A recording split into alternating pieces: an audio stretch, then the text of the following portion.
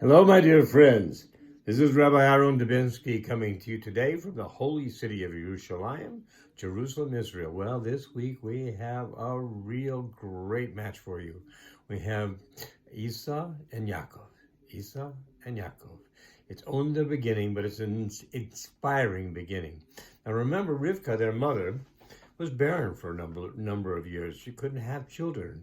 And remember, she got married at a very early age. Of course, trying to have children wasn't until much later in her life. But it says, as a matter of fact, that Yitzhak was 60 years old. And since he was 40 when she was 3, you can do the math. You know that she wasn't a kid. Okay, so they all davened to Hashem, and Hashem blessed her with a pregnancy. And in her pregnancy, there were 2 babies. There was Esau and there was Yaakov. Now, she didn't know this at the beginning, but what happened is she was walking down the street, and she'd go past a place where they were learning Torah, she'd get kicked. And if they were going past a place where they were gambling, or the house of prostitution, or something that was not nice, she'd also get kicked. And she was told, this is because there are 2 inside of you, and the older one will serve the younger one. That means Esau will serve Yaakov. And throughout this whole parsha, we keep seeing that it seems to get the cards stacked for Jacob and against Esau. And when Esau comes in from hunting and he sees that Yaakov is cooking and he's made some nice red porridge and says, "Pour some of that hot red stuff down my throat. I'm starving." And what does Jacob say? He says, okay, I'll give you some, but it's going to cost you. He says, fine, whatever it costs. I'm hungry. I don't care. He says, well, I want your birthright. And what need do I have for a birthright? I'm starving right now. If I don't eat, I won't live to have a birthright. It won't really matter. Give me the red stuff. So I gave it to him. So you see, once again, we see that Jacob is favored to take over. And then, of course, at the time of Isaac looking around and saying, I'm getting old. I don't know how much longer I've got. The truth is he did have many years still left. But he wanted to have this final meal just in case it was a final meal. And he called for Esau to go out and hunt for him and get the foods that he liked, Well, his wife, Rivka, heard this. And so what she does is she tells Yaakov, no, you need to go in there and you need to get the blessing before your brother gets back. So she prepared the food and everything else, and he went in. And interestingly enough, and I'm going to get back to where we started in just a minute, but this has to be mentioned. When Jacob goes into his father Isaac says to him, the smell is the smell of Esau, the feel is the feel of Esau. The sound, the voice is the voice of Jacob. Why did he think that it might be Esau? Well, because he was given Esau's clothes, which, by the way, I should tell you, were very old clothes. They came down from the time of Adam. And it was why Esau was so good at hunting, because these clothes attracted the prey. He took the prey in. That's it.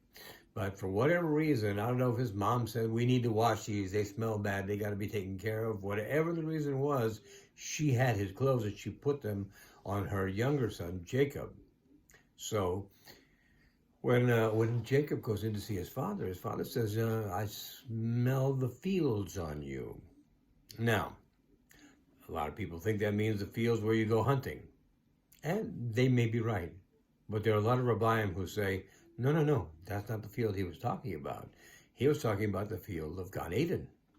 Well, how would Isaac know anything about the field of Gan Eden and what it smelled like?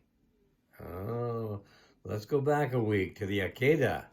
In the Akedah, when Abraham was going to sacrifice his only son to Hashem, and he put the knife down, and he was getting ready to do it. Now, anybody could do that and hesitate for a moment and say, no, I can't do this. This is too much. I cannot give up my son. I've waited too long for him. But not Abraham. He knew Hashem would take care of it one way or the other. So what he did is he started to go, and the rabbis tell us that for a while, Isaac did go away. He went into the next world. He went into Gan Eden. And so therefore, he knew what the smell was like. And when his son came to him for the bracha, he immediately recognized the smell. And Gan Eden, of course, is associated with Adam, and he thought, okay, well, maybe my senses are off a little bit, so I'm not getting it the way I should, but at any rate, this is what I'm going to do, and he got the blessing. Now, he should have gotten the blessing because actually he bought the birthright for a bowl of red porridge. I know, sounds crazy, doesn't it? But that's what happened. But let's go a little bit further. One of the things the rabbis talk about is the fact that, it says that the older will serve the younger. In other words, Esau will serve Jacob. Sounds like a done deal, doesn't it? The bad guys will be underneath the good guys. But there's more to it than that. They go on to explain that, in essence, this is a deal dependent on certain factors. In other words, the factors are, for example, that Jacob's and his children and his children's children and his children's children have to maintain the connection with Hashem. They have to learn the laws. They have to maintain the connection. They have to be close to Hashem. They have to do what Hashem wants them to do. Because if they don't do that, it's like the pedals of a bicycle. They go to the bottom, and Esau goes to the top. And I don't know if you knew that or not. And if you didn't, I'm glad you know it now. Because it's very important, particularly when you look at the world in which we live today. There's a lot of bad things going on out there. We hear them on the news. We hear them on social media. We see them every day in our lives. There's so many that it's hard not to notice. We can't ignore them anymore. We know what's going on. We know how much bad is being done. We know about the fact that there are people out there who believe that the lives of unborn babies are useless. And that's not true. A life is a life. Whether it's born, whether it's not born, it is still a life. And there are so many other things that we could go into where they are not doing what is being done. Lying, cheating, stealing, things that are very bad. And these are going on in our society right now. Hopefully not among us, but among the other side. However, none of us can sit here and say we are blameless. We all have some blame to hold up in this. So here's the problem. Well, not problem. I hate the word problem. Here's the challenge. How, because right now it would appear that Esau's on top and Jacob's on the bottom. How do we make the pedals go around so that once again, Jacob is on top and Esau is underneath? The answer is very simple, but it's not very easy. The simplicity of the answer is we need to get closer to Hashem. We need to learn more Torah. We need to learn Gemara, Midrashim. We need to learn all the things that bring us close to Him. Remember that these are connections to Hashem that came through rabbis and through many others who were very well versed in what He wanted, so they know how to tell us what do we need to do to get closer. So we want to get closer. If we get closer, and it's not, like I say, it's simple, but it's not easy. It requires work. It requires time. And my Rebbe sometimes says to me, how come you study so much? How come you learn so much? And I say, that's my job. It's my job. It's your job.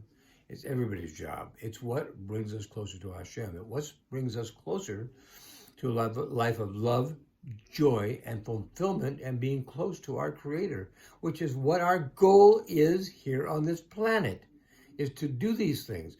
Yes, there are certain tikkunim that we have. There are certain corrections we have that we need to correct. That is important.